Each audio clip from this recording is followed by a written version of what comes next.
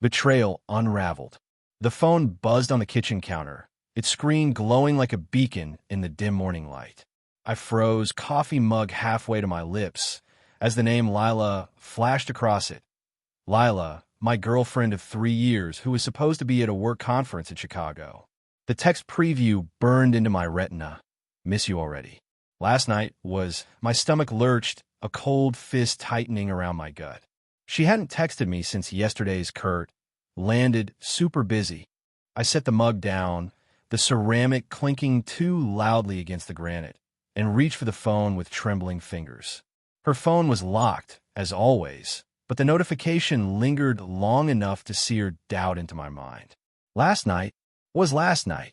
My thoughts spiraled, replaying her rushed packing, the way she avoided my eyes when I offered to drive her to the airport. I'd chalked it up to stress. Her new job demanded long hours, late nights, and constant travel. But now, the air in our tiny apartment felt thick, oppressive, like it was holding secrets I wasn't meant to find. I tried to shake it off. Lila loved me. She'd said it 100 times, her voice soft against my ear in the quiet of our bed. But the text gnawed at me, a splinter under my skin. I paced the living room, the hardwood creaking under my bare feet, and glanced at the framed photo of us on the mantel. Her laughing, me gazing at her like she was the only star in my sky. The memory felt fragile now, like glass about to shatter. By noon, I was a mess of nerves, my mind ping-ponging between denial and dread. I called her, my thumb hesitating over the screen before pressing dial. It rang twice, then went to voicemail. Her cheerful recorded voice felt like a mockery. "Hey, it's Lila. Leave a message." I didn't.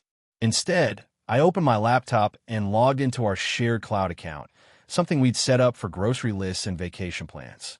My heart pounded as I scrolled through her synced photos, guilt prickling at the invasion. But I needed answers. There was a blurry shot uploaded last night, time-stamped 1:17 a.m. A dimly lit bar, Lila's face half visible, her smile wide and unguarded, pressed close to a man I didn't recognize.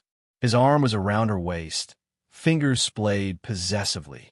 My chest tightened, breath shallow as I zoomed in. The details were cruelly vivid. Her red dress, the one she wore for me on our anniversary, clung to her curves. His hand rested too low, too familiar.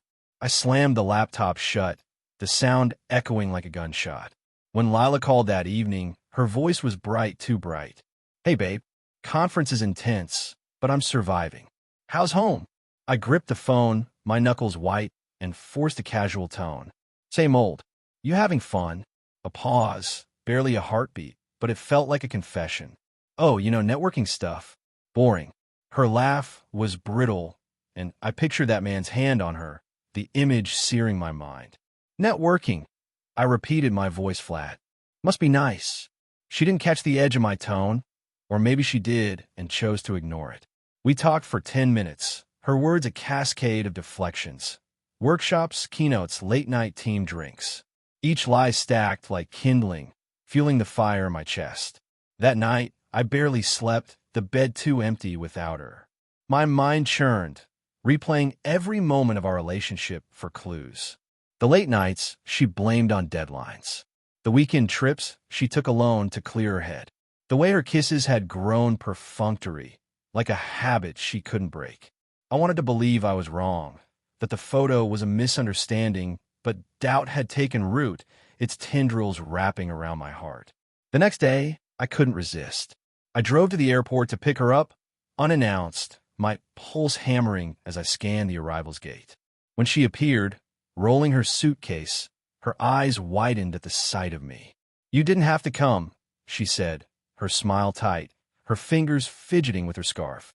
I shrugged, forcing a grin. "Wanted to surprise you." In the car, the silence was suffocating. I broke it first, my voice low. "Who's the guy in the red dress photo?" Her breath hitched, and for a moment, her face was a mask of panic before she recovered. "What photo?" "Oh, probably some coworker. We were all at the bar." Her words were too quick, too rehearsed. "Show me your phone," I said, my tone colder than I meant. She laughed, but it was hollow. "What is this, a trust test?" "Come on, Matt." I pulled over, the tires crunching on gravel, and turned to face her. "Show me." Her refusal was quiet, her eyes darting away. "I don't owe you my privacy." The words hit like a slap, and I knew then, with sickening clarity, that she was hiding more than a photo. "Lila," I said, my voice breaking, "if you're cheating, just say it." The silence stretched, heavy with truth. When she finally spoke, her voice was barely a whisper. "It's not what you think." But her eyes, glistening with unshed tears, told a different story. I waited, heart pounding, for her to deny it, to fight for us. Instead, she looked away, her silence louder than any confession. I drove her home, the city lights blurring through my tears. When we reached the apartment, I grabbed the photo from the mantel and set it face down. "We're done," I said, the words tasting like ash. She didn't argue, didn't chase me as I walked out. The door clicked shut behind me, and in that sound, I heard the end of everything I believed in. As I stood in the cold night air, my phone buzzed. Another text from her number, sent by mistake, meant for someone else. He knows. "It's over." My heart shattered, but the twist came when I realized the number wasn't new. It was my best friend's. The betrayal wasn't just hers. It was theirs. I stared at the sky, the stars blurring, and let the weight of their lies crush the last of my trust.